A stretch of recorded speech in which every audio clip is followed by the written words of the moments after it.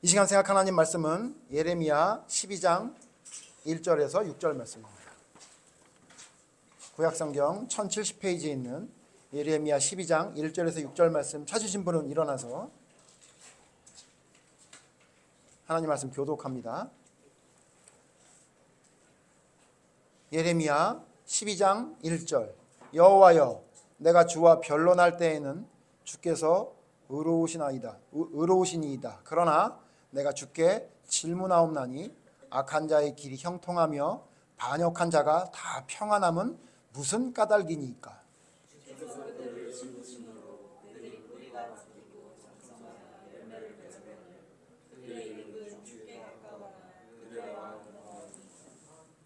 여호와여 주께서 나를 아시고 나를 보시며 내 마음이 주를 향하여 어떠함을 감찰하시오니 양을 잡으려고 끌어냄과 같이 그들을 끌어내시되 죽일 날을 위하여 그들을 구별하옵소서.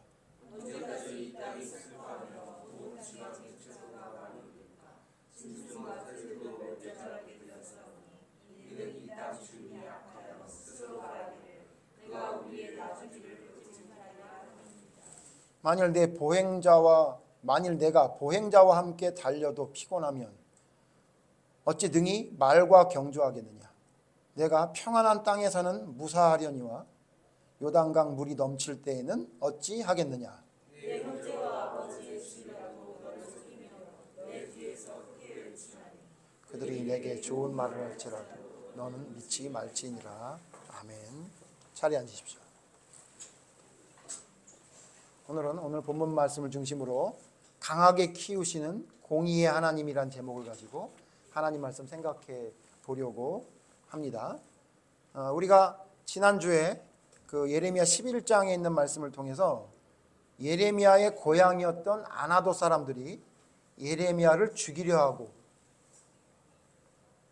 그 다음에 예레미야에게 예언을 하지 말라고 이야기했던 말씀 봤었던 거 기억하시죠? 그 예레미야가 12장에 연결해서 하나님께 변론을 합니다. 하나님께 질문을 합니다.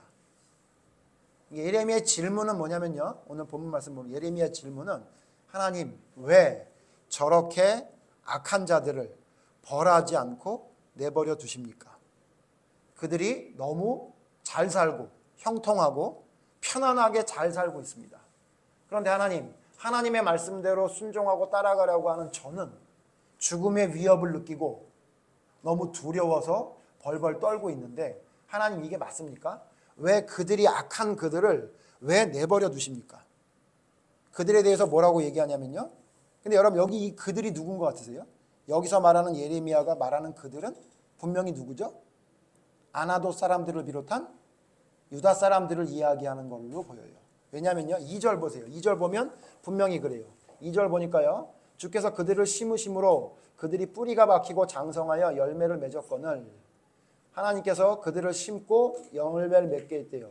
근데 그들을 뭐라고 얘기하냐면 예레미야가 그들의 입은 주께 가까우나 그들의 마음은 머니이다. 그러니까 그들이 말하는 말은 뭘 얘기한다는 거예요? 하나님과 가까운 얘기를 한다는 거예요. 그러니까 누구를 얘기하는 거예요? 여기서 말하는 지금 이렇게 왜 그들이 악한 자의 길이 형통하며 왜 그들이 평안하게 지냅니까? 라고 한 그 악한 자는 누구로 말하는 거죠? 하나님을 믿는다고 따른다고 하는 아나도 사람들을 비롯한 남유다 사람들을 이야기하는 거예요. 그러니까 예레미야가 뭐라고 얘기하는 거냐면 하나님 나는 이렇게 힘들고 어렵고 죽음의 위협을 느끼는데 왜 저렇게 나를 핍박하는 저 사람들은 왜 그냥 형통하고 왜 잘 살고 평안하게 살고 있습니까? 하나님 그들을 멸절시켜 주시옵소서. 그들 때문에 지금 우리 땅에 있는 모든 짐승까지 몽땅 채소나 모든 것까지 다 없어지게 생겼습니다. 하나님께서 이 땅을 멸한다고 했는데 저들의 저 악한 것은 하나님이 내버려 두시니까 그런 거 아닙니까? 저들을 멸절시켜 주시고 저들을 뽑아내 주시옵소서. 왜 그들이 형통하고 평안하게 사는 걸 내버려 두십니까? 라고 예레미야가 하나님께 질문한 거예요. 이해되시죠? 무슨 말씀인지. 예레미야는 애쓰고 힘쓰는데 너무너무 힘든데 저들은 말도 안 되는 얘기를 하면서 평안하게 잘 사니까 심지어 뭐라고까지 얘기하냐면요. 심지어 그들은 뭐라고 그냥 4절 보면 4절 마지막에 보면 스스로 말하기를 이 땅 주민이 악하여 스스로 말하기를 그가 우리의 나중 일을 보지 못하리라 함이니이다 이렇게 얘기했어요. 이게 무슨 얘기냐면요. 여러분 예레미야가 하나님께 받은 메시지가 뭐였죠? 하나님의 말씀이 뭐였죠? 너희들 죄 때문에 망하게 된다. 그 얘기였죠. 그러니까 바벨론과 싸우지 말고 바벨론에게 항복해라. 그 내용이잖아요. 그러니까 너희들 죄 때문에 망하게 된다라는 이야기를 들으니까 그 백성들이 예레미야의 그 이야기를 듣고 예레미야에게 뭐라고 답을 하냐면 네가 우리의 나중을 못 볼 걸 이렇게 얘기하는 거예요.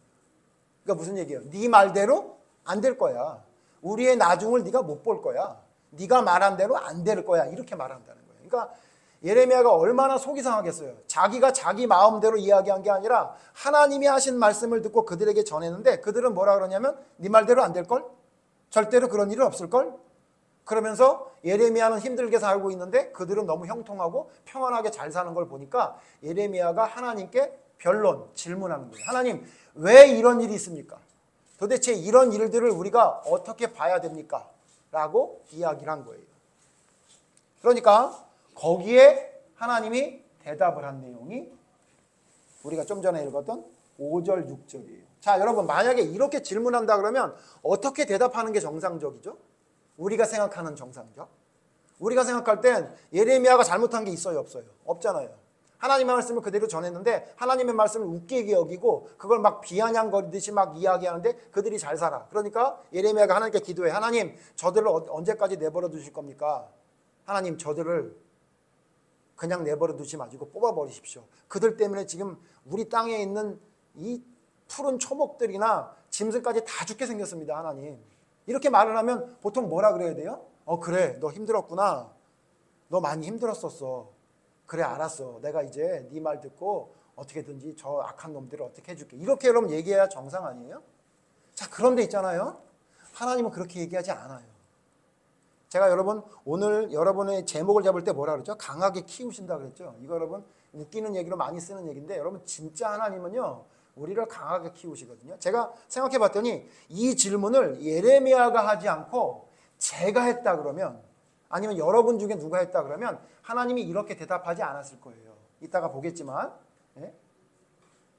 왜냐면요. 예레미야이기 때문에 이런 말씀한 거예요. 그러니까 예레미야처럼 하나님이 선택해서 하나님의 말씀대로 전하는 사람에게는요. 하나님이 위로하는 방법이 우리가 생각하는 그런 위로 방법이 아니에요. 그렇게 질문하니까 뭐라고 대답을 하느냐면요.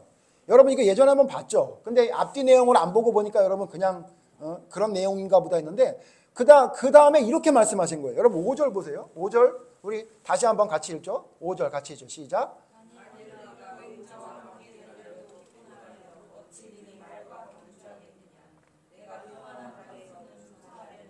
요단강 물이 넘칠 때에는 어찌하겠느냐. 이렇게 대답했어요. 이게 무슨 말이죠? 예레미야가 그렇게 질문했더니 뭐라고 대답하냐면 야, 너 보행자와 함께 그러니까 걷는 사람, 달리는 사람하고 같이 달려도 너 지금 피곤하다 그러면 너 말과 경주하게 될 때가 오면 그때는 어떻게 하려고 그러냐? 너 지금 평안한 땅에서는 너 무사하게 잘 있는데 너 요단강 물이 넘칠 때는 어떻게 하려고 그래? 이렇게 대답을 했어요. 자, 여러분 잘 보셔야 돼요. 오늘 이 포인트를 잘 찾으셔야 돼요. 무슨 얘기냐면 예레미야가 뭐라고 얘기했냐면 하나님 이거 너무 불공평한 것 같아요. 너무 힘들어요. 왜 이렇게 내버려 두십니까? 라고 하니까 하나님이 그래 힘들었니? 이렇게 얘기한 게 아니라 뭐라고 얘기하냐면 너 쉽게 풀이하면 이거야. 너 이런 거 갖고 힘들면 어떻게 하려고 그래? 그렇게 얘기합니다. 너 이 정도 가지고 힘들면 어떻게 하려고 그래? 너 이거는 그냥 보행자랑 달리는 정도밖에 안 돼. 앞으로 말하고 같이 달리는 일이 있을 텐데 그때 어떻게 하려고 그래?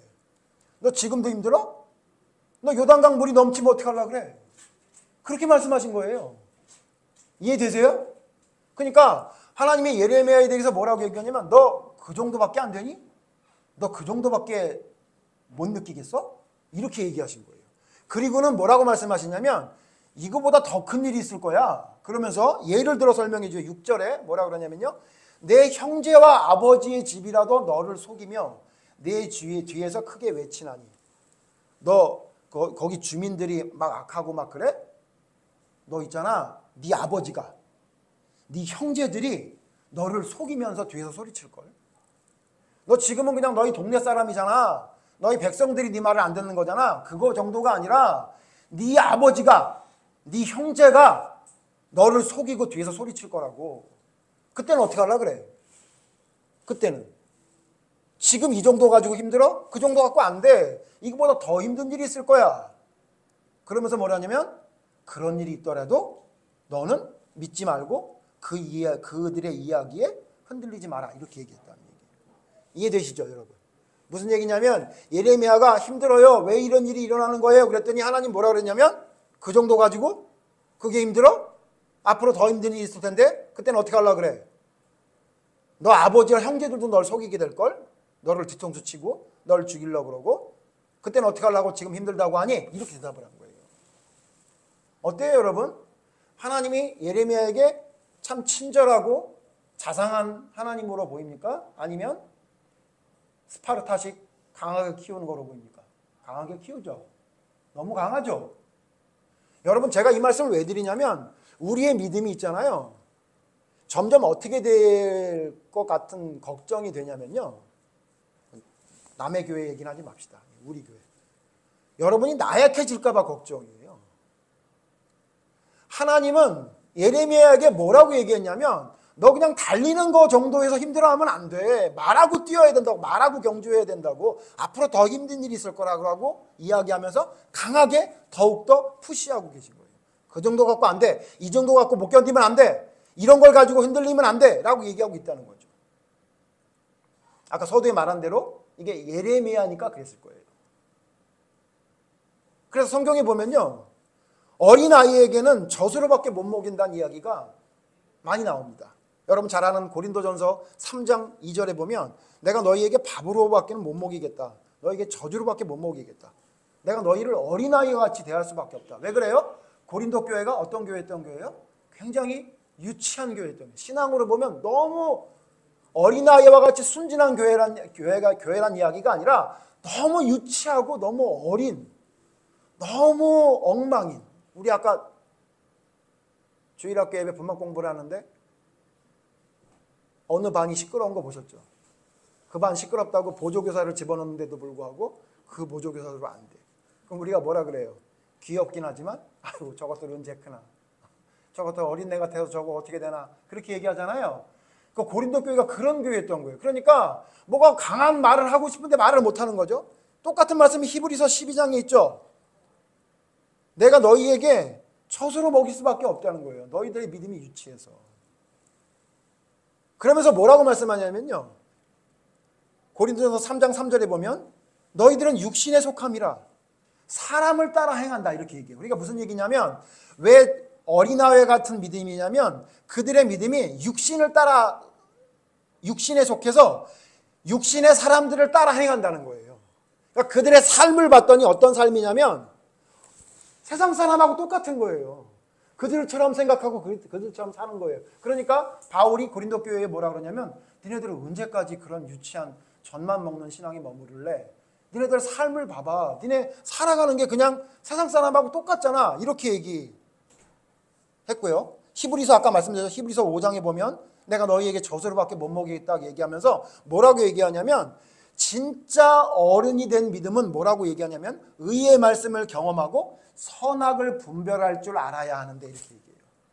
그러니까 좀 성숙한 게 돼서 이게 옳은가 저게 옳은가 이게 하나님의 말씀이 맞나 아닌가 이걸 분별할 줄 알아야 되는데 그 분별을 못하고 그냥 어린애처럼 그냥 자기의 감정대로 자기가 하고 싶은 대로 마음대로 하는 것을 어린아이와 같은 믿음이라 그랬단 말이에요. 자, 예레미야가 이런 믿음이에요? 여러분 예레미야가 어린애처럼 그냥 자기 생각대로 막 얘기하고 선악을 분별하지도 못하고 육신에 속한 사람들처럼 행동한 사람이에요? 아니죠. 그래서 이렇게 말한 거예요. 그러니까 여러분 예레미야는 뭐로 먹이는 사람이죠? 밥으로 먹이는 사람이에요. 딱딱한 음식으로 먹이는 사람이죠. 그 딱딱한 음식으로 먹여야 되는 사람에게는 하나님이 잘한다 괜찮아 그러다 크는 거지라고 말하지 않고 뭐라고 말하냐면 너 그거 갖고 힘들어? 어떻게 하려고 그래? 앞으로 어떻게 하려고 그래? 그렇게 말한다는 거예요. 여러분 이건 제가 설명 안 해도 쉽게 아는 거 아니에요? 우리가 여러분 애들 5살, 6살짜리, 3살짜리, 4살짜리 애를 키울 때 엄마 나 힘들어 그러면 이거 갖고 어떻게 하려고 그래? 앞으로 너 군대는 어떻게 갈 거고 결혼하고 너 어떻게 살려고 그래? 이렇게 말 안 하잖아요. 그때는 어떻게 해요? 아이고 힘들어 그래 엄마가 해줄게 이러잖아요. 근데 여러분 지금 성철이가 와서 엄마 힘들어 그러는데 아이고 우리 아들 힘들지 이렇게 얘기 안 하죠. 너 어떻게 하려고 그래? 나이가 이제 너 몇 살인지 알아? 너 앞길을 네가 좀 찾아보고 너 뭐 하려고 애써야지. 너 지금 아직까지 애기처럼 그럼 어떻게? 우리 그렇게 얘기하잖아요. 똑같은 거예요. 무슨 말이 이해되시죠? 그러니까 믿음을 하향 평준화시키면 문제가 뭐냐면요. 어떤 일이 생길 때 그 일을 겪어낼 수 있는 힘이 없어진다는 거죠. 자, 그래서 예레미야에겐 하나님이 이 젖을 먹이는 아이들처럼 그렇게 얘기하지 않아요. 뭐라고 얘기해요? 너 어떻게 하려고 그래? 그 정도 가지고 힘들어서 어떻게 하려고 그래? 그러면서 하나님이 그 이후에 어떤 말씀을 하냐면요. 여러분 예레미야 12장 제가 설명을 해드릴 테니까 집에 가서 다시 한번 꼭 읽어보세요. 이 말씀 안에 12장 안에 하나님이 하고자 하는 말씀이 다 들어있어요. 근데 조금 어려워요. 표현이. 그래서 제가 설명을 해드리는 거예요. 그리고는 이 예레미야에게 두 가지를 말씀하세요. 12장 7절에서 13절까지 그 다음에 14절에서 17절까지 두 가지로 말씀하세요. 어떤 말씀을 하시냐면 첫 번째 이런 말씀을 하세요. 뭐라고 얘기하시냐면요. 나는 하나님은 내 집을 버린다. 이스라엘 내 집이라도 버리시는 하나님이다. 7절 보면 내가 내 집을 버리며 내 소유를 내던져 내 마음으로 사랑하는 것을 그 원수의 손에 넘겼나니. 무슨 얘기냐면 나는 그러니까 예레미야가 하나님의 하나님이 어떤 분인지를 다 이해하지 못하는 것 같아서 너 이런 거 가지고 힘들어하면 어떡해? 그리고는 뭐라고 말하냐면 내가 어떤 존재인지 너에게 설명해 줄게. 이러고 설명을 하는 두 가지 설명이에요. 첫 번째 뭐냐면 야 나는 예레미야야 나는 있잖아. 내가 사랑하는 아들이고 내가 사랑하는 내 백성이라도 하나님의 말씀을 듣지 않고 따라가지 않으면 하나님이 어떻게 한다는 거예요? 버린다. 멸망시킨다. 이렇게 얘기하세요. 그리고 14절 이후에 그러면 내가 사랑하는 내 이스라엘 백성 말고 그 나머지 이방 사람들은 어떻게 하느냐? 이방 사람들도 똑같다는 거예요. 이방 사람들. 그들이 지금은 이스라엘을 침범하고 침공하고 그들이 힘을 얻어서 뭔가 평안하게 잘 사는 것 같지만 내가 그들을 기억하고 있다가 그들의 악을 그냥 놔두지 않고 꺾는다. 이렇게 얘기한 거예요. 그러니까 무슨 얘기를 한 거냐면 나는 어떤 존재냐면 내 백성일지라도 하나님의 말씀을 믿지 않으면 심판하는 하나님이야. 그리고 있잖아. 저 악한 이방 사람들도 지금 뭐 자기들이 굉장히 큰 나라가 되고 뭐 무기가 많고 돈도 많고 그렇다고 얘기할지 모르지만 내가 그들이 악이 관영하면 그들도 내가 꺾는 하나님이야. 이렇게 말한 거예요. 그리고는 여러분 우리가 좀 중점적으로 봐야 될 말씀이 뭐냐면요. 16절 말씀이에요. 12장 16절. 12장 16절 같이 읽죠. 시작. 그들이 내 백성의 도를 부지런히 배우며 살아있는 여호와라는 내 이름으로 맹세하기를 자기들이 내 백성을 가르쳐 바알로 맹세하게 한 것 같이 하면 그들이 내 백성 가운데에 세움을 입으려니와 이렇게 얘기했어요. 그리고 뒤에는 뭐 똑같은 말씀이 우리 뭐 안 읽어도 알 수 있는 말씀이죠. 그들이 순종하지 않으면 내가 뽑고 멸하게 하리라 이렇게 얘기한 거예요. 자 여기서 뭐라고 얘기하냐면요. 하나님이 뭐라고 얘기하냐면 나는 있잖아. 근데 있잖아. 나는 내 백성이 내 말을 안 듣고 저렇게 순종하지 않으면 내가 그들을 멸하고 심판하는 하나님이지만 그들이 돌이켜서 내 말을 따르면 구원해 주는 하나님이야. 근데 있잖아. 이방 사람도 저 악한 이방 사람도 그들이 만약 자기가 섬기던 바알처럼 하나님을 부지런히 따르고 공부하고 섬기면 내가 그들을 세우게 할 거다 이렇게 얘기한 거예요. 이 얘기 왜 한 것 같아요? 하나님의 뭘 얘기한 거예요? 나는 있잖아 예레미야야 공의의 하나님이야. 내 백성이라서 잘못한 걸 그냥 넘기는 하나님도 아니고 내 백성이 미워서 버리는 것도 아니야. 이방 사람도 그들이 예뻐서 내버려 두는 것도 아니고 그들이 하나님의 뜻대로 순종한다고 이방 사람이니까 안 받는 하나님도 아니야. 무슨 하나님을 얘기한 거예요? 나는 공의의 하나님이야. 나는 이스라엘 백성이든 이방 사람이건 간에 내 뜻대로 순종하면 내가 그들을 붙들고 내 뜻대로 순종하지 않으면 그들을 버려. 언제 그런다는 거예요? 내가 정한 시기가 되면 그렇게. 내가 이들의 악을 보고 더 이상 놔두면 안 되겠다 그러면 그들을 쳐서 망하게 하고, 그들이 회개하고 나에게 돌아오면 그래 이젠 됐다 싶어서 그들을 돌이키는 하나님이야. 그걸 우리가 뭐라고 그러죠? 그걸 공의의 하나님이라고 그러죠. 하나님은 우리를 무조건 사랑해 주시는 하나님만이 아니라 공의롭게 기준의 잣대가 있어서 잘못됐을 때는 심판하고 회개하고 돌아오면 받아주는 공의로운 하나님이라고 설명한 거예요. 자, 이게 왜 예레미야에게 대답이 되는 거죠? 예레미야가 아까 처음으로 다시 돌아가 봐요. 예레미야가 뭐라고 질문했어요? 하나님, 왜 악한 사람이 저렇게 내버려 둡니까? 라고 하니까 하나님 뭐라고 대답했다고요? 너 이런 거 가지고 힘들면 어떡할 거야? 나중에 더 큰 일이 생기면 어떡하려고? 그러면서 하나님의 어떤 걸 강조한 거예요? 하나님의 공의로운 하나님을 강조한 거예요? 무슨 얘기예요? 다 때가 되면 악한 놈은 악한 대로, 회개하고 돌아오면 돌아온 대로 심판해. 네가 그걸 믿고 기다리면 되잖아. 뭐가 그렇게 힘들어하는 거야? 이렇게 대답한 거예요. 12장 내용. 이해되시죠? 여러분 다시 정리해보면 이런 거예요. 하나님 너무 힘들어요. 왜 저렇게 악한 사람을 내버려 두십니까? 그랬더니 하나님 뭐라고 했냐면, 너 그런 거 갖고 힘들어하면 어떻게 하려고 그래? 앞으로 힘든 일이 얼마나 많을 텐데. 나 몰라? 내가 누구야? 나 공의의 하나님이라고. 나는 어떤 것에 휘둘리는 게 아니라 내가 너희에게 정한 법대로, 그게 이방인이든 유대인이든 이방인이든 상관없이 나를 떠나면 심판하고 돌아오면 받아줘. 심지어 이방 사람도 돌아오면 받아준다고. 그러니까 뭐 하라는 얘기예요? 기다려. 기다리면 내가 알아서 해. 제가 자주 쓰는 이야기지만, 네가 하나님이야? 너 지금 나한테 얘기하는 거 뭔지 알아? 왜 내 뜻대로 안 해주세요? 그 얘기일 수 있어. 그러니까 너 기다리면 돼. 너 나 알잖아. 나 안 믿어? 나 신뢰하지 않아? 나 하나님이잖아. 어떤 하나님이야? 공의의 하나님이잖아. 그러니까 어떻게 하라는 거예요? 너 기다리면 돼. 그래서 제가 제목을 강하게 키우시는 공의의 하나님이라고 잡은 거예요. 여러분 우리가 살면서 우리도 힘들 때 있어요. 이해 안 되는 일이 있을 때가 있어요. 그때 여러분 우리가 어떻게 된다고요? 누구를 신뢰하는 거예요? 나를 신뢰하는 게 아니에요. 누구를 신뢰하죠?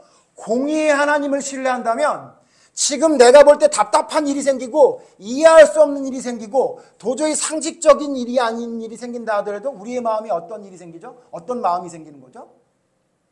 하나님이 다 보고 계실걸? 때가 되면 하나님이 그 공의로 심판하실 거야. 저들이 지금은 평안해 보이고 저들이 지금은 형통해 보이는 것처럼 보이지만 그거 얼마 못 갈 거야. 회개하고 돌아서지 않으면. 그러니까 내가 그들의 형통함이나 그들의 안일함을 보고 흥분할 필요가 없는 거예요. 왜? 하나님은 공의의 하나님이시니까. 오늘 말씀이 그런 말씀이에요. 그래서 예레미야에게 어떻게 대답한 거냐면요. 어린아이와 같은 믿음이 있는 자들에게 이야기한 게 아니라 예레미야처럼 수준 있는 하나님의 사람에게, 예레미야야, 왜 그렇게 힘들어해? 너 그 정도 가지고 이렇게 힘들어하면 안 돼. 나를 믿어라. 내가 알아서 할게. 내가 다 때가 되면 그 공의의 심판대를 가지고 다 심판하는 하나님이야 라고 이야기한 내용이 오늘 12장 말씀이에요. 이렇게 얘기하면 우리가 이렇게 할 수 있어요. 와, 하나님은 T인가 보다.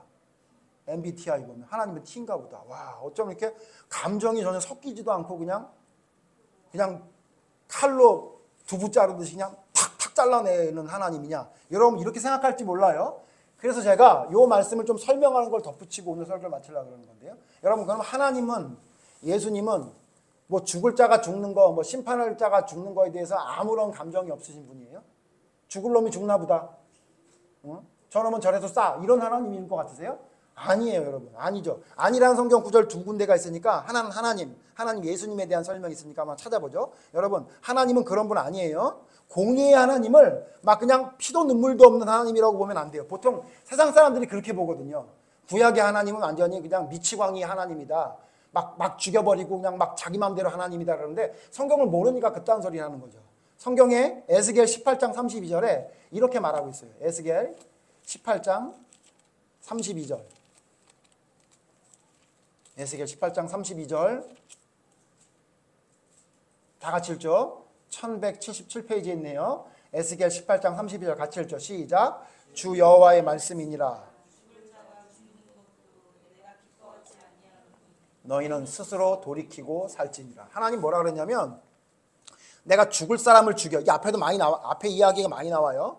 이스라엘 백성이든 누구든 하나님은 공평한 하나님이라 악인이 만약에 그 행위를 돌이켜서 의로 오면 이전에 있었던 악한 것은 하나님이 보지 않으시고 지금 의를 행한 것을 통해서 하나님이 용서해 주신대요. 근데 이전에 아무리 좋은 일을 잘했을지라도 지금 악을 행하면 하나님이 이전에 있는 악은 선했던 건 생각도 안 하시고 지금 악한 것 때문에 심판하신대. 그러면서 뭐라 그랬냐면 마지막에 이야기한 게 그거예요. 주 여호와의 말씀이니라 죽을 자가 죽는 것도 내가 기뻐하지 아니하노니. 하나님이 비록 악한 자를 심판하지만 그들이 죽는 걸 기뻐하지 않으신대요. 그리고 돌이켜서 살기를 바라시는 하나님이래요. 그러나 문제는 뭐예요? 내 마음은 어떻다는 거예요? 내 마음은 어떻다는 거예요? 내 마음은 이걸 내가 만들었어. 이걸 내가 만들어서 내가 애지중지했단 말이죠. 근데 이걸 아무리 내가 만들고 애지중지했다 하더라도 그가 하나님의 기준에 잘못된 짓을 하면 그게 아무리 안타까워도 내가 그를 어떻게 한다는 거예요? 죽음에 이르게 한다는 이야기예요. 그러니까 안타까운 마음을 가지고 그를 가르치고 이야기하는 하나님이라고 성경에 이야기하고 있다는 거죠. 뿐만 아니라 여러분 예수님도 똑같아요. 여러분 잘 아는 말씀이긴 한데요. 한번 찾아볼까요? 마가복음 14장 21절에 보면 이런 살벌한 이야기를 하신 걸 볼 수 있어요. 마가복음 14장 21절. 마가복음 14장 21절. 다 같이 찾으신 분은 다 같이 한 목소리 읽습니다. 마가복음 14장 21절 시작. 인자는 파는 그에게는 화가 있으리로다. 그 사람은 차라리 나지 아니하였더라면 자기에게 좋을 뻔하였다. 여러분 예수님이 이거 누구에 대해서 이야기한 거죠? 가룟 유다에게 한 거죠. 근데 여러분 이 말씀을 통해 여러분 뭐라고 알고 있었어요? 예수님이 가룟 유다에게 뭐라 그러냐면 차라리 나지 아니하였으면 좋을 뻔했다라고 얘기했어요. 여러분 이 이야기는 가룟 유다를 저주받을 놈이라고 얘기한 것 같아요? 아니면 가룟 유다가 안타깝다 그런 것 같아요? 보통 이걸요 차라리 저놈은 나지 않았으면 좋을 뻔했어 라고 이야기한 걸 차라리 저놈은 그냥 악한 놈이라 차라리 없어졌으면 좋겠다 라고 생각하는데 여러분 자세히 생각해 보세요. 이 말은요 예수님이 가룟 유다에 대한 안타까움을 이야기한 거예요. 차라리 나지 않았으면 어떻게 했다는 거예요? 지옥에는 안 갔을 텐데 제가 태어나서 지옥 가는구나 라는 안타까움이 절절히 묻어 있는 거예요. 예를 들어 예수님이 가룟 유다를 쓰레기처럼 생각했다 그러면 이렇게 얘기했겠어요? 이렇게 얘기 안 했을 거예요. 차라리 저는 나지 아니었으면 좋을 뻔했다 이렇게 얘기하지 않고 저놈은 지옥의 아룻구덩이에 들어갈 아룻목에 들어갈 놈이다 이렇게 얘기했겠죠. 그렇지 않아요? 근데 뭐냐면 차라리 나지 않았으면 좋을 뻔했다라고 얘기한 건 제가 쉽게 설명해 드릴게요. 이 말이 왜 예수님의 안타까움이 묻어있는 말씀이냐면요. 제가 이제 제 개 2마리 있는 거 아시죠? 두지너리 2마리 있잖아요. 근데 얘네들을 데리고 며칠 전에 밤에 산책을 늦게 한 10시 한 40분쯤에 제가 집에 가자마자 산책을 데리고 나갔는데 갑자기 산에서 부엉이 소리가 나는 거예요. 부엉부엉 그런 거예요. 부엉이 소리가 나. 근데 여러분 혹시 아세요? 큰 부엉이 같은 경우에는요. 우리 두지 같은 애는 물어가서 먹을 수도 있어요. 큰 부엉이는. 그러니까 제가 상상을 잘하는 사람이잖아요. 네. 무슨 상상을 했냐면 그 순간에 또 하필 풀어놨는데 우리 두지가 막 산으로 뛰어 올라가는 거예요. 막 뛰어 올라가니까 제가 무슨 상상을 했냐면 지금 갑자기 부엉이가 날아와서 우리 두지를 물어가면 어떻게 됐을까 이렇게 생각했어요. 그럼 제가 그걸 제가 무슨 뭐 배트맨도 아니고 어떻게 날아가서 잡을 수가 없으니 그냥 꼼짝없이 그냥 날아가는 거잖아요. 그리고 제가 어떻게 했냐면요. 제가 이제 얼마나 이제 무한한 상상으로 살아가는지 여러분이 아시게 될 텐데 그리고는 어떻게 했냐면 급 슬퍼졌어요. 그리고 제가 뭐라고 얘기했냐면 차라리 그때 아기 때 데려오지 않았으면 좋을 뻔했는데 그런 마음이 들더라고요. 그렇지 않아요? 아니 저렇게 부엉이가 물어가서 죽일 놈을 내가 여태까지 키웠으면 차라리 내가 그냥 안 키우고 그냥 안 봤으면 좋을 뻔했을 텐데 이런 마음이 들지 않겠어요? 그 마음이라고요. 이해되세요? 지금 가룟 유다가 어떻게 되냐면 부엉이에 물려가는 거예요. 예수님 뭐라 그러냐면 잘 물려갔네. 이렇게 얘기한 게 아니라 차라리 저게 나지 않았으면 더 좋을 뻔했는데. 무슨 얘기예요? 안타까움이 묻어있는 거예요. 이해되세요, 여러분?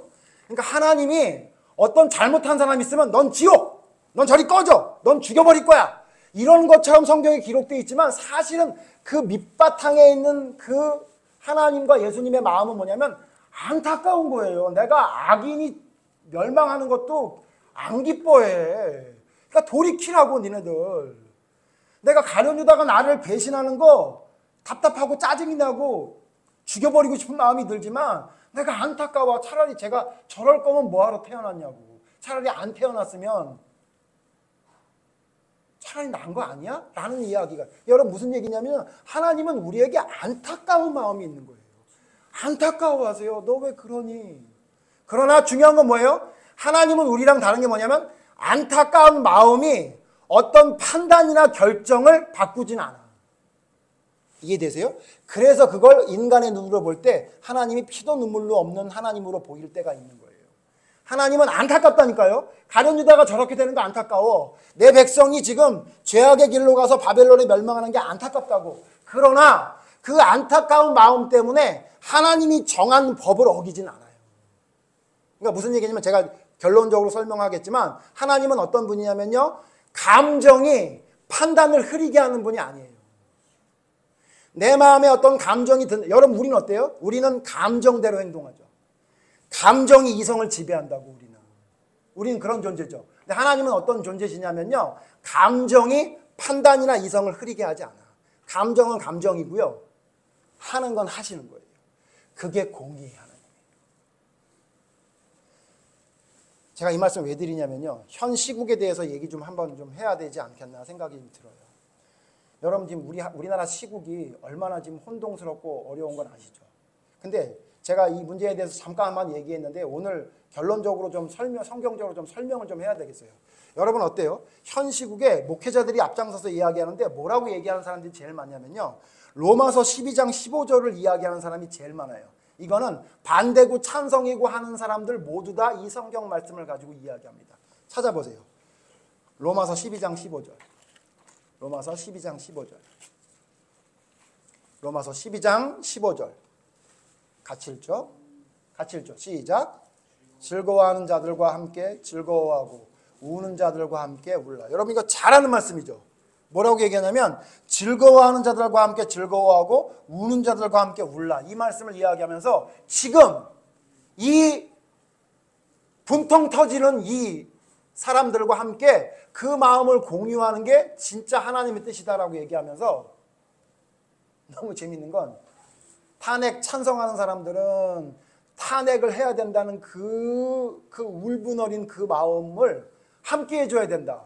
이 교회가 그들과 함께 해준다. 그들의 그 답답하고 그 한이 맺힌 그 마음들을 우리가 이해해주고 그들과 함께 울어주지 않으면 이건 교회로서 올바른 게 아니다라고 얘기하면서 탄핵을 찬성하는 사람들이 있고요.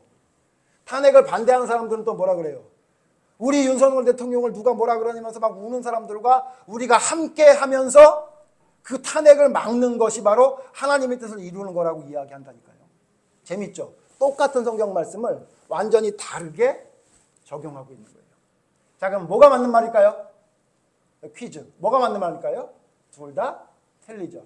왜 둘 다 틀리는지는 뭘 보면 알 수 있는지 아세요? 제가 설명 안 해도 돼요. 자, 제가 항상 얘기하죠. 성경 말씀을 내 자의적으로 해석하고 내 마음대로 해석하는 게 문제라고.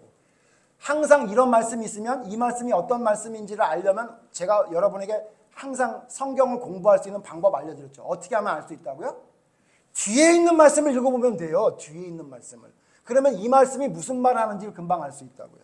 자, 이 말씀을 뒤를 보면요. 뭐라고 써 있어요? 17절 보세요. 17절. 17절. 같이 읽죠. 시작. 아무에게도 악을 악으로 갚지 말고 모든 사람 앞에서 선한 일을 도모하라. 신기한 건 뭐냐면요. 우는 자들과 함께 울어야 된다고 이야기하는 성경은 강조하는데 이 말은 안 해. 아무에게도 악으로 악을 갚지 말고 모든 사람의 선한 일을 도모하라. 말은 안 하고 뭐라 그래요? 저 탄핵을 한다는 놈들 다 잡아서 이북으로 보내야 된다. 저 탄핵을 반대한 놈들 빨리 무덤으로 들어가게 해야 된다. 그래야 우리나라가 산다. 이렇게 얘기하죠. 신기한 건 우는 자들과 함께 우는데 악을 악으로 갚으려고 그러죠. 그래야 안 그래요? 그 다음 뭐래요? 18절 또 읽어보세요. 18절. 할 수 있거든 너희로서는 모든 사람과 더불어 화목하라. 뭐라고 얘기해요? 저것들은 없어져야 될 사람들이라고 이야기하잖아요. 그 사람들이. 근데 그 사람들 중에 혹시 그런 사람들 있었어요? 탄핵을 찬성하는 사람들, 참 그들 나랑은 좀 반대 의견이지만 그들이 참 안쓰럽고 그들과 좀 화목해져야 되겠다. 그런 사람 본 적 있으세요? 반대 입장도 마찬가지지 않아요? 신기하죠? 하나님의 말씀을 자기의 삶에 적용하는데 자기에게 적용할 수 있는 것만 따서 자기에게 적용하는 거예요. 그리고 뭐라 그래요? 19절 원수 갚는 것이 내게 있으니 20절 같이 읽죠. 20절 시작. 내 원수가 줄이거든 먹이고 목마르거든 마시게 하라. 그리함으로 내가 숯불을 그 머리에 쌓아 놓으리라. 그리고 21절 악에게 지지 말고 선으로 악을 이기라. 여러분 혹시나 우리나라 뉴스에 이런 뉴스가 있으면 선으로 악을 이기는 진짜 믿음의 교회가 광화문이나 여의도에 나가는 거라고 여러분 보시면 돼요. 어떤 일이 벌어지냐면요. 이런 거예요. 광화문에서 탄핵 찬성하면 안 된다고 한 집회하는 사람들이 여의도에서 탄핵을 찬성한다는 사람들에게 컵라면을 10,000개를 보내는 거예요. 너희들 춥지? 나도 여기서 난 나름대로 찬성한다고 반대한다고 여기서 시위하는데 너희도 춥지? 내가 너희들 걱정이 되더라. 내가 너희들 먹으라고 컵라면 1,000개, 3,000개 보낼게.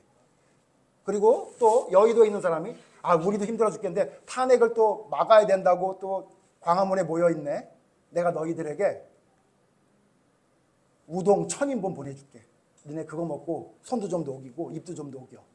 우리가 서로 이념은 다르지만 내가 너를 위해서 뭔가 좀 할게. 이런 일이 벌어지면 여러분 우리나라 교회가 재구실하고 있는 거예요. 지금 그래요 안 그래요? 안 그러죠. 지금 어떻게 하고 있어요? 선으로 악을 이겨요? 악으로 이기려고 그래요. 악으로 악을 이기려고 그러죠. 모든 사람과 더불어 화목해요? 아니면 자기들 편만 하고만 화목해요?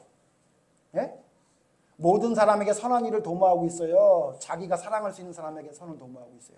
자, 성경을 이따구로 적용을 하는 거예요. 예? 바로 앞에 있는 말씀 중에 우는 자들과 함께 울라는 말씀을 이렇게 적용하고 있는 거예요. 이 말은 뭐냐면요. 나랑 생각이 다른 사람도 같이 울어주고 같이 즐거워해주고 그가 문제가 생길 때 그를 위해 희생할 수 있는 사람이 되어야 된다는 거예요. 나라가 이 꼴이니 교회가 이 꼴이니 우리 어때요? 우리 남 얘기하지 말고 우리 어때요? 여러분에게 해를 가하고 여러분을 싫어하는 말을 하고 여러분의 힘들게 하는 사람한테 뭐 하고 있어요? 선으로 악을 이기고 있어요? 아니면 여러분이 울 때 같이 울어주는 것만 좋아하고 예? 여러분이 즐거워할 때 즐거워하는 것만 하려고 하는 거 아니에요? 내가 싫은 건 절대 안 하고 저 사람이 즐거워해도 내가 안 좋으면 절대 따라하지 않고 예? 왜 저런 생각을 가지는지 모르겠어. 저 머릿속에 뭐가 들었는지 난 이해할 수가 없어. 그러면서 여러분 꼴도 보기 싫어하면서 사는 사람들 여러분 삶에 있는 거 아니에요? 심지어 가까운 데 있는 사람들조차 여러분 그러고 살고 있는 거 아니에요? 올해 그런 얘기 안 하려고 했는데 또 해야 되겠네. 누가 그런 걸 믿음이라고 그럽니까 도대체? 아니 도대체 무슨 근거로 그걸 믿음이라고 생각하면서 문제가 없다고 생각하는 거예요? 하나님 뭐라 그러시냐 아세요? 정신 차려라! 그건 믿음 아니다! 그렇게 얘기하는 거예요.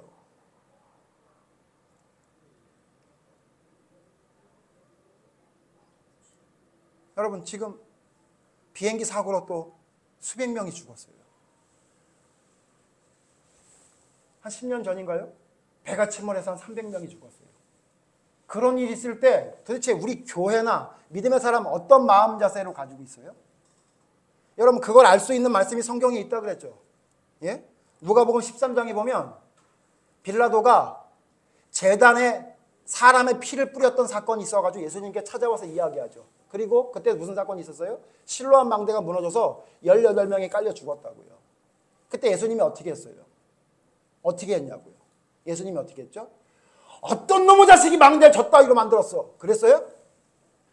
저 빌라도 저 자식 저거 저주받아 죽을 놈의 새끼야 저거. 저딴 짓을 하는 거 보니까. 그랬어요? 신기하게 예수님은 뭐에 강조점을 뒀어요? 회개하라 그랬어요. 이 세상이 이렇게 악한 거야. 그러니 너희도 회개해야 돼 라고 얘기했어요. 예수님이 인정사정 없는 분이고 우는 사람과 같이 울 줄 모르고 그래서 그런 거예요? 아니에요. 그 사건을 통해 나를 돌아볼 수 있는 계기로 삼으라고 성경은 이야기하고 있다고요. 근데 여러분 혹시 주변에 그런 사람 본 적 있으세요? 예? 그들과 같이 울지 않는다고 난리죠. 예? 그들과 함께 한다고 또 난리죠. 예? 지가 뭔데 연예인 주제에 그들의 슬픔에 동참한다고 저렇게 쇼를 하냐 그러지 않으면, 아니 그들이 죽은 게 슬프긴 해도 왜 내 일상생활까지 내가 침범을 당해야 돼? 그럼 서로 싸우고 있지 않아요? 하나님은 우리에게 뭘 알려줬어요? 회개하라. 세상이 이렇게 악하고 이거보다 더 큰 일이 있다. 그러니까 믿음의 올바로 설 수 있도록 하나님의 기준을 가지고 공의의 하나님을 바라보라고 성경은 말하고 있는데, 성경이 분명히 이렇게 말하고 있는데 우리는 어떻게 하냐면 아까 우는 자와 함께 울라는 말씀 적용한 것처럼 자기에게 유리한 것만 따가지고 그냥 그 말씀이 내 말씀이다 그러고 죽어도 그게 옳다고 우기고 있어요. 바로 뒷절에 있는 건 안 하면서, 바로 뒷절에 있는 말씀은 안 하고 그것만 하고 있는 거죠. 여러분 우리의 믿음이 이렇게 되면 안 됩니다. 여러분 우리의 믿음은 강해야 돼요. 하나님이 요구하시는 강함이 우리의 믿음이 돼야 돼요. 여러분 억울한 일 있어요? 극한 것 가지고 여러분 믿음 흔들리면 안 돼요. 여러분 이해할 수 없는 여러분 삶에 있으세요? 그 정도 가지고 무슨 뭐 답답하고 힘들다는 얘기하면 안 돼요. 물론 이 중에 어린아이처럼 목사님 나는 아직도 젖만 먹을 거예요. 전 평생 젖만 먹다 죽으려고 그러니까 저한테는 밥 먹으라고 하지 마세요. 이런 사람이 있으면요.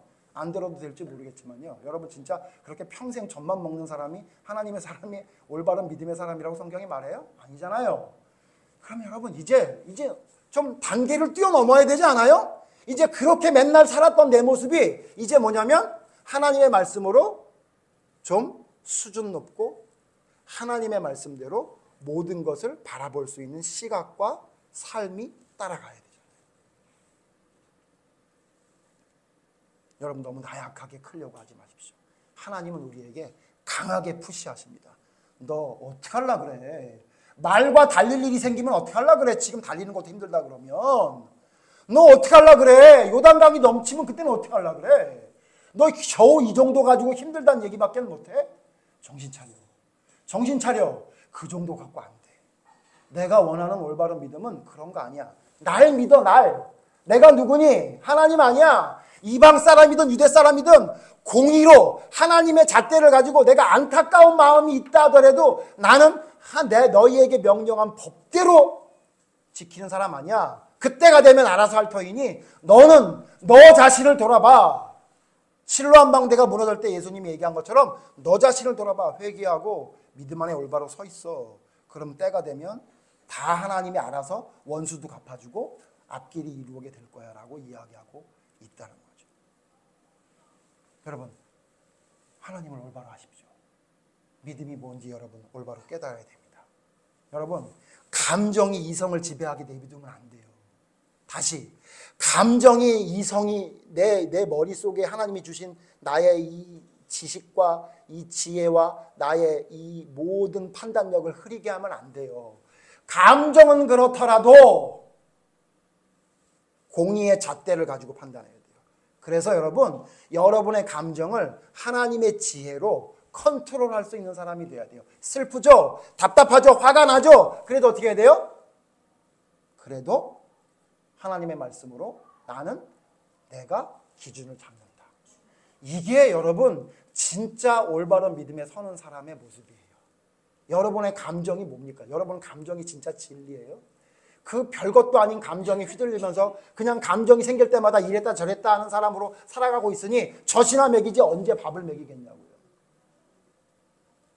공의의 하나님 우리를 강하게 푸시하셔서 요단강이 넘쳐도 견딜 수 있는 사람으로 키우는 하나님.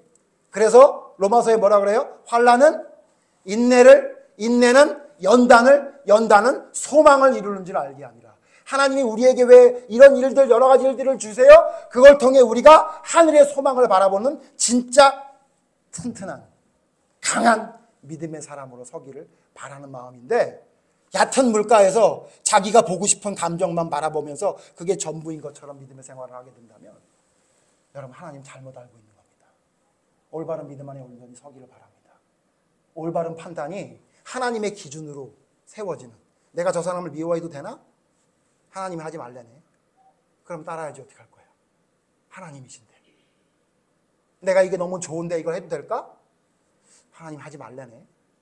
그래서 여러분 삶 속에 여러분의 기준이, 여러분 우리가 모든 것을 가르치고 지켜 행하라고 그랬죠. 여러분 그렇게 하는 거예요. 여러분의 삶 속에 그걸 적용하면 돼요. 내가 이걸 하려고 그러는데 하나님이 기뻐하실까? 하지 말라는 것 같은데 그럼 안 하면 돼요. 그것처럼 쉬운 게 어디가 있어요. 내가 뭔가 분하고 억울한데 이걸 어떻게 해야 되지? 하나님이 그냥 가만히 있으라네. 가만히 있으면 되는 거죠. 근데 우리는 이 감정이 우리의 이 이성을 지배한다니까. 예? 거꾸로가 되는 게 여러분 진짜 하나님의 말씀을 지켜 행하는 거예요. 내 지혜가, 내 이성이 내 감정을 컨트롤할 수 있는 거예요. 하나님의 말씀으로 기준을 잡아서. 그런 진짜 하나님의 말씀을 지키는 믿음의 사람들이 모두 되기를 간절히 바랍니다. 기도하겠습니다. 하나님은 우리를 어린아이처럼 내버려 두시는 하나님이 아니십니다. 하나님은 우리에게 강하게 더욱더 성장하라고 우리를 채찍질하시며 이끌어 주시는 하나님입니다. 너 지금 달리는 것도 힘들면 말하고 경주할 때는 어떻게 하겠느냐? 너 지금도 힘들어? 요단강이 넘치면 그때는 어떻게 하려고 하니? 라고 예레미야를 다구치고 이야기했던 그 하나님이 우리에게 말씀합니다. 내 때가 있다. 나는 공의의 하나님이야. 감정에 휘둘리지 않아. 너처럼 판단력이 흐려지는 하나님이 아니야. 하나님의 기준대로 악한 자는 악하게, 선한 자는 지금은 좀 힘들지 모르지만 반드시 회복하는 일을 이루게 하는 하나님이니 너는 너 자리에서 회개하며 올바른 믿음에 서 있으라고 우리에게 말씀하고 있습니다. 하나님, 우리를 돌아보게 해주시옵소서. 우리는 감정에 휘둘리며 믿음의 길을 가는 자가 아닙니까? 혹시 내 감정이 우상이 돼서 내 생각과 판단대로 모든 것을 살아가고자 하는 우상을 섬기는 자로 살아가고 있는 것은 아닙니까? 돌아보게 하셔서 내 생각이나 느낌이나 판단이 아닌 하나님의 기준을 가지고 공의의 하나님을 신뢰하며 그분이 하나님의 뜻대로 심판하며 구원해 줄 날이 있다는 것을 믿고 회개함으로 내 자신이 하나님 앞에 올바로 서 있는 믿음에 집중하는 성숙한 믿음의 사람으로 서는 저희가 되게 하여 주시옵소서. 저와 우리 교회가 이와 같은 성숙한 어린아이와 같지 않은 온전한 믿음의 서기를 간절히 원하오니 공의의 하나님을 바라보며 하나님의 기준으로 내게 있는 잘못된 모든 것들을 바로잡아 나가는 올바른 믿음의 사람으로 서게 하여 주시옵소서. 예수님 이름으로 기도드립니다. 아멘.